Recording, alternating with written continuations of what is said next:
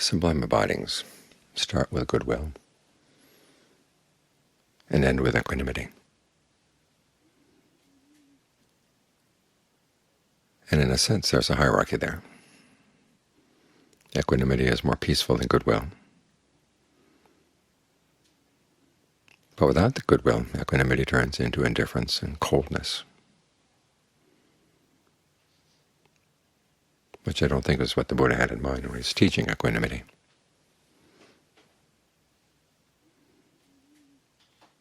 You have to start with goodwill, a desire for happiness, happiness that is lasting, a happiness that is harmless.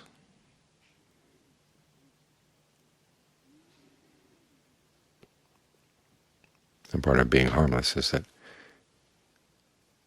you realize if your happiness does harm somebody else, they're not going to stand for it, so it's not going to last. So harmless and lasting go together. You have to think about what that means, goodwill. It's not that by spreading thoughts of goodwill to others, we say, may you be happy simply as you are, whatever you're doing. If people are doing unskillful things, you hope that they can change their ways. And if you're able to help in that endeavor, you're happy to do it.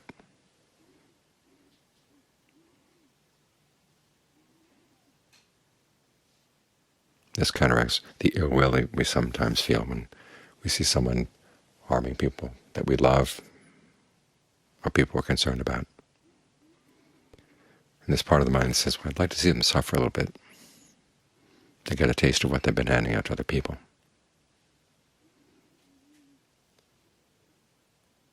But you think about it, sometimes when people are suffering from their unskillful actions, they don't stop.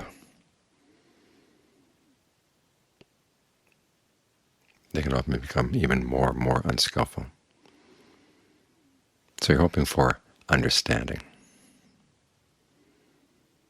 and a willingness to act on the understanding and the ability to act on the understanding. But at least the understanding is the important part.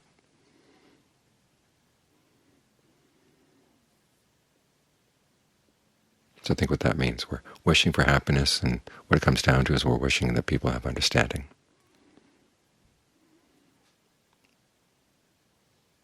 All too often the sublime abidings are treated as something separate, say, from the Four Noble Truths. There was a book years back, what the Buddha taught, that treated the Four Sublime Abidings as kind of an addendum tacked on to the end. It didn't seem to fit in with the rest of the discussion, which was on the Four Noble Truths. But that's not the case. Goodwill is intimately connected with right view. As the Buddha said at one point, if you have ill will, you've got wrong view. So if there's any sense of resentment, any desire for revenge, that's wrong view.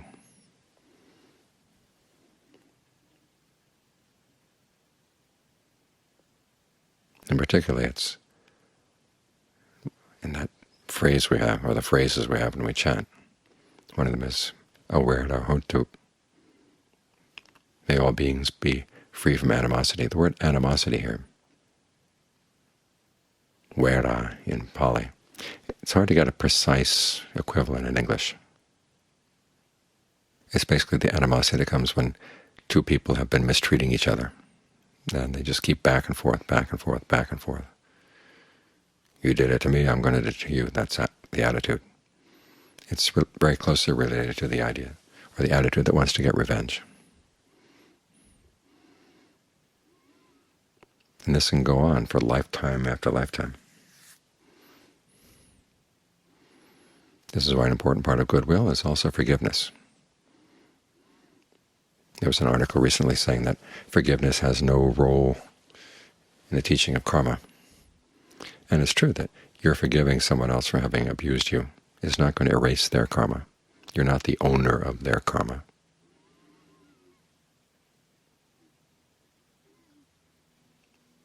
But forgiveness does help avoid future unfortunate actions. In other words, you realize that this back and forth has gone on long enough.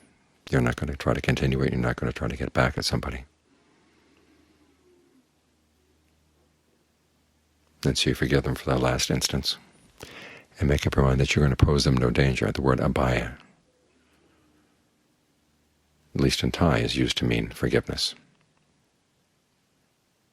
It literally means danger-free.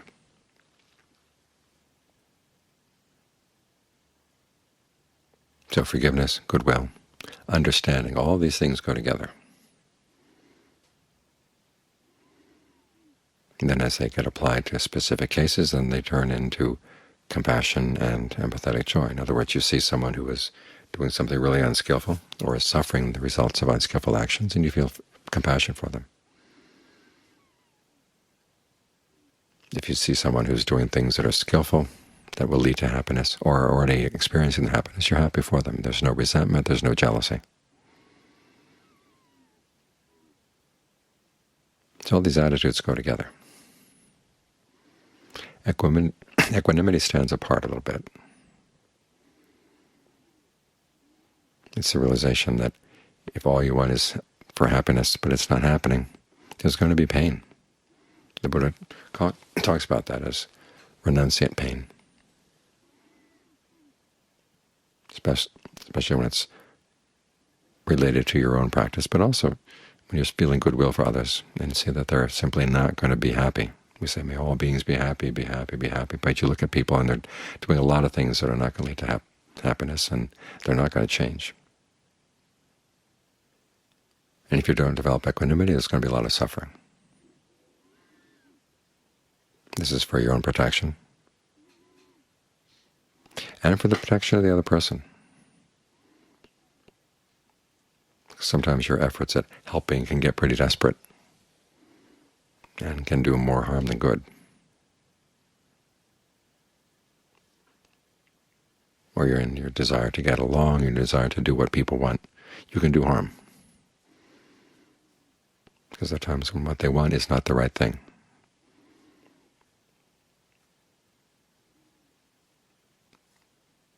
And so you have to pull out and have some equanimity for the fact that they may resent your pulling out or not helping them the way they want to be helped.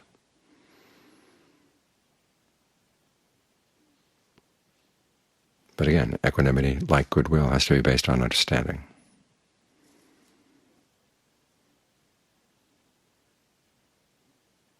Realization that you're not giving up in the search for happiness. Simply you're focusing in areas where it will have an effect.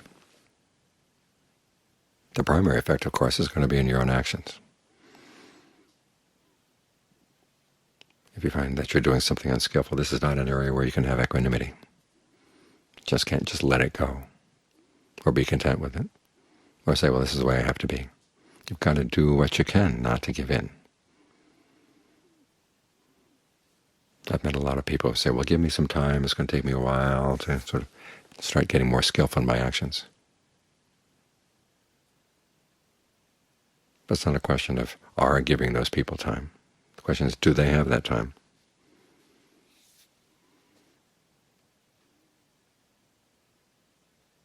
That figure of death that we see in cartoons doesn't wait around and say, well, this person has enough time to get their act together, now I'll come and visit. They come at any time, unannounced, unbidden.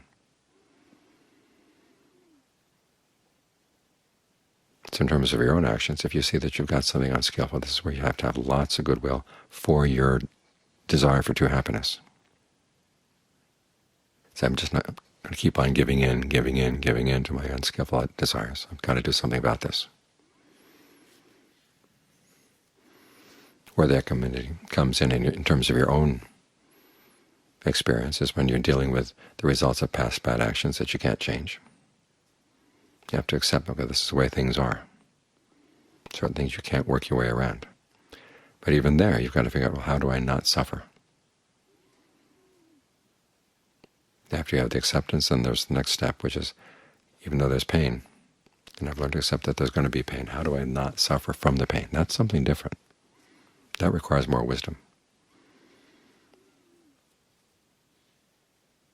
Learning how to separate the pain, say if it's a physical pain, separate it from your awareness, and separate the pain from your sense of the body.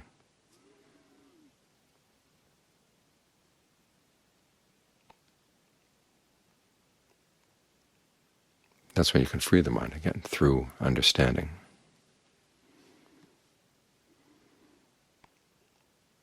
So there's less willing in terms of the equanimity there. There's more understanding that cuts through the connection that would cause suffering. As for your dealings with other people, you focus on the people you can help. You have to have equanimity for cases where you can't. So for all the Brahma-viharas, all the sublime abidings, it requires understanding.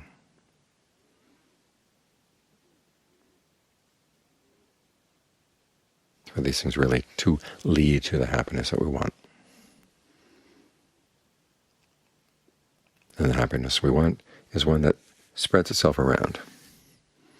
It's not like the happiness of the world is based on gaining status, gaining fame, gaining wealth. Where one person gains, somebody else has to lose.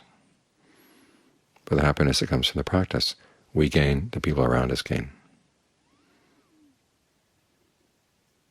As we gain in wisdom, as we gain in compassion, we gain in purity of our actions. We cause less suffering to others, and can actually bring them a measure of happiness. I've talked to some people who've said that simply knowing that there is a monastery here in Southern California where people are practicing warms their heart, even though they can't come.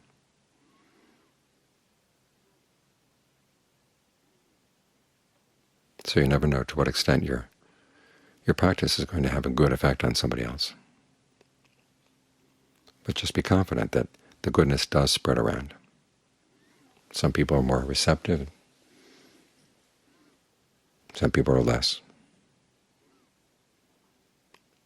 But it does spread around.